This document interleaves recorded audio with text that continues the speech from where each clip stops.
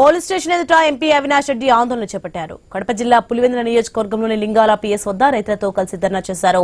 పొలాల వద్ద ఉన్న మోటార్ వెళ్లను దుండగులు అపహరిస్తున్నారని రైతులు తెలిపారు. పోలీసులకు ఫిర్యాదు చేసినా పట్టించుకోలేదని ఆవేదన వ్యక్తం చేశారు. ఎంపీ అవినాష్ రెడ్డి ఎస్పీకి ఫోన్ చేసి రైతుల సమస్యలను తెలిపారు. 24 గంటల్లోగా న్యాయం చేస్తామని పోలీసులు హామీ ఇవ్వడంతో ధర్నాను విరమించారు.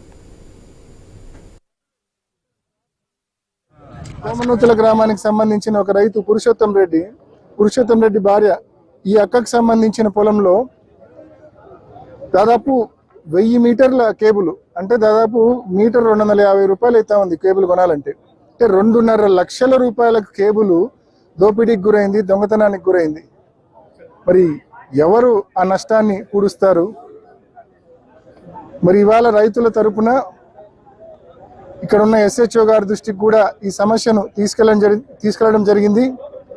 మరి ఎస్హెచ్ఓ గారు ఇప్పటికే మేము ఎవరైతే దొంగతనాలు చేశారో, ఎవరైతే ఈ దొంగతనం చేసిన ఈ కేబుళ్లను లోపల కాపర్ వైర్ను కొన్నారో వాళ్ళందరినీ కూడా మేము ఐడెంటిఫై చేసినాం.